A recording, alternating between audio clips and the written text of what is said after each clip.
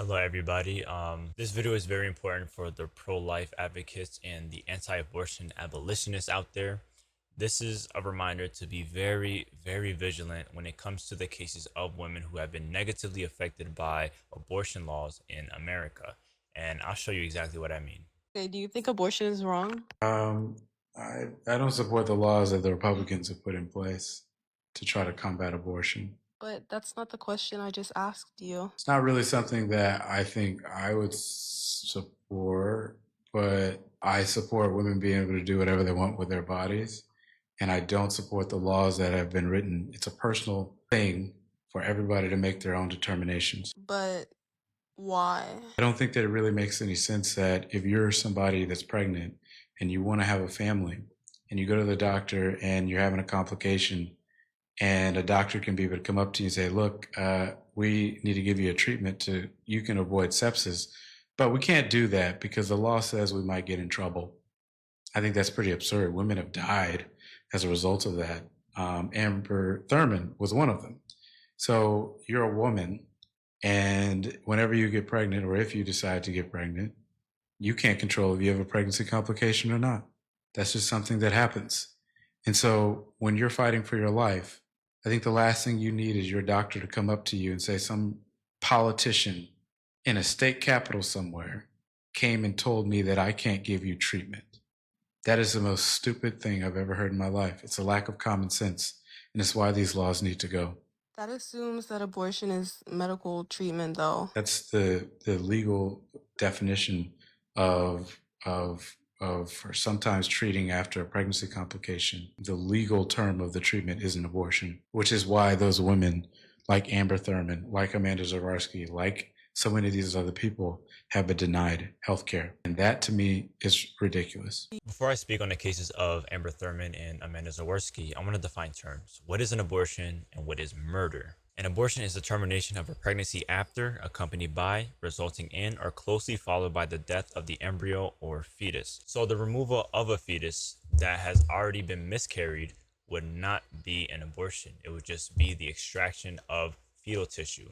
The fetus is already dead. It would not be an abortion. Murder actually has two definitions, a legal definition and a moral definition. Legally, murder is a crime of unlawfully and unjustifiably killing a person. Morally, murder is to kill a person unlawfully and unjustifiably with premeditated malice. So if you choose between two people, you have to save one and the other has to die. If you save one and the other dies, you wouldn't call that murder. You just could not save it. You saved one life over the other. Now that we got all the definitions out of the way, let's go over Amber Thurman's case first. Amber Nicole Thurman was born on September 16, 1993 in Georgia. Thurman, a single mother of a young son and a medical assistant, had become pregnant in 2022 and decided to terminate the pregnancy.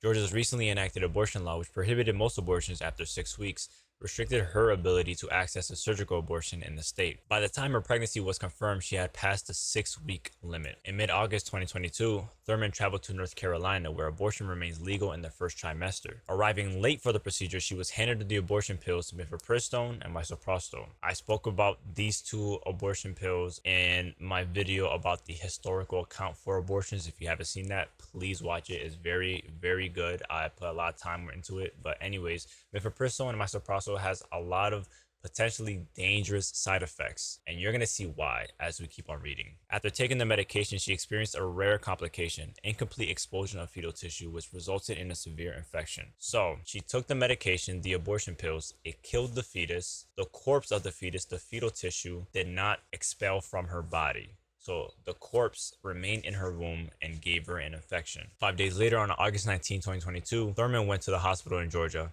After her symptoms worsened, she showed signs of sepsis, included high white blood cell count and low blood pressure, which indicated a serious infection. Medical guidelines suggest a procedure known as dilation and curettage, DNC. I spoke about this in my other video as well. DNC is when they dilate the cervix wide enough so that they can extract the fetal tissue. In a regular abortion, they would just pull the child apart. DNC should be performed promptly in such cases to remove the remaining tissue. Georgia's new abortion law, which criminalized most abortions after 6 weeks, included exceptions for life-threatening situations. By the time the procedure was performed, 20 hours later, Thurman's condition had deteriorated and she died that same day. According to her death certificate, Thurman died of septic shock and retained products of conception, a description so rare that the last time it had been cited in Georgia death records was 15 years prior. So you get the gist of it. She took abortion pills.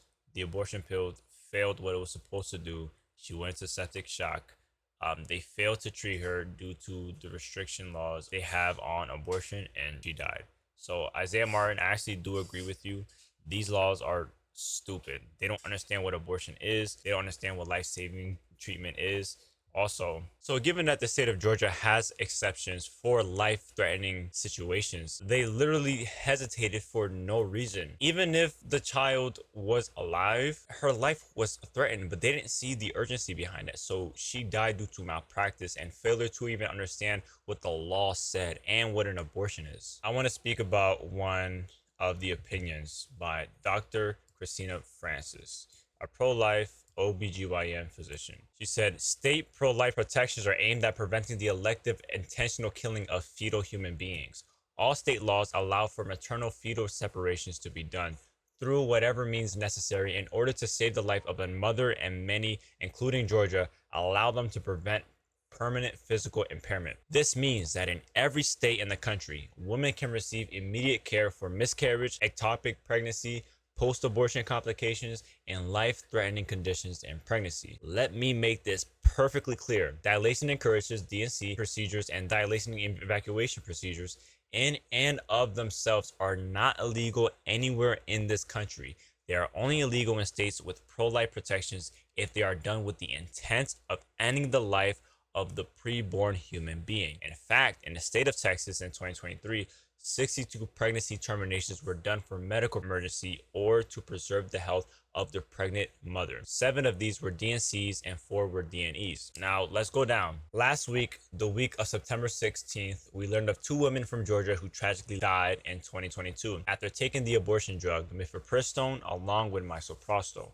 Not only did these abortion drugs end the lives of their children, but they led to the deaths of Amber Thurman and Candy Miller as well. AAPLOG has been educating our members, patients, and the public for years about the very dangers of these drugs that were illustrated in the tragic deaths of Amber and Candy. Around the same time, another young woman, Aliona Dixon, died days after taking the abortion drugs. This time it was in Nevada, which has very permissive abortion laws, and yet her outcome was the same. We warned this would happen, and now that it has, abortion advocates are trying to blame pro-life laws. This is my entire point, right? I would say yes, some of it would be the abortion laws. The people legislating them don't know what an abortion is, and I completely agree. But at the same time, these women died because of the abortion pill. Like, they died due to complications of the abortion pill. Yes, Amber Thurman was denied treatment, but the only reason why she was even in the situation she was in was because she chose to have an abortion at 6 weeks and took the abortion pills, which had a complication and failed to expel the fetus out of her body. If she took it to term, it wouldn't have happened. But let's go over Amanda Zurawski's case, because this is pretty different. Well, not really, but you'll see. This is an article, Center for Reproductive Rights. They pretty briefly explain what had happened. Amanda Zurawski did not choose this fight and found her in a hospital room where she lay in pain watching the law tie her doctor's hands. At 18 weeks pregnant, Amanda's water broke early, a condition known as PPRLM. Now let's look this up. What is PPRLM? PPRLM, preterm premature rupture of membranes, is a pregnancy complication where the amniotic sac, the water breaks before 37 weeks of gestation. It is a medical emergency that significantly increases the risk of infection and premature birth and requires immediate medical attention, which doctors knew would lead to the loss of her pregnancy. But under Texas law, they couldn't intervene until her life was in serious danger. So they waited. Amanda developed sepsis, a severe and potentially deadly infection. She was rushed to the ICU. Her life was saved, but her future fertility was not. One of her fallopian tubes is now permanently closed. Now, what happened to Amanda wasn't a mistake or a medical anomaly. It was a direct result of state legislative policy that kicked in automatically once the federal right to abortion was overturned by the U.S. Supreme Court. In the summer of 2022, after that ruling, Texas law forbade her doctors from doing what their training and ethics told them was right: provide her with an abortion when it was clear her pregnancy was doomed and her own health and life was at risk. Are you guys sensing a theme here? Right? So boom, PPROM, it causes the early termination of her pregnancy. It states here, it was clear her pregnancy was doomed and her own health and life was at risk. So if the pregnancy was doomed, the child was not going to survive. Thus, it becomes a save one or the other situation. This is largely at fault of the Texas laws regarding an abortion, but also I don't understand how there is no nuance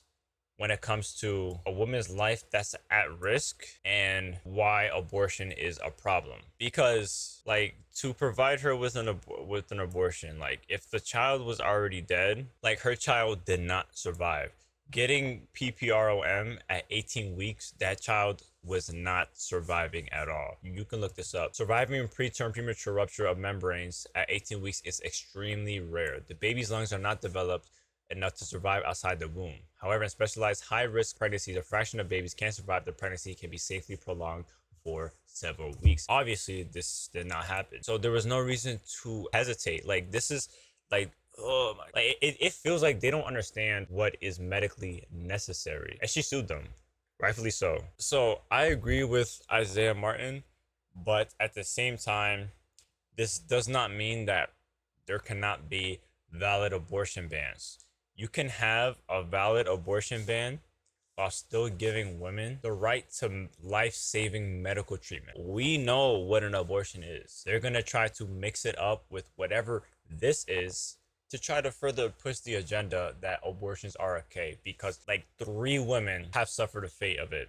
That means that all abortions should be okay. Abortion should be banned. If the fetus is already dead, there's no abortion necessary. It's just the extraction of the fetal tissue. I don't know how that's hard to understand. But yeah, that's my take on it. Thank you and God bless.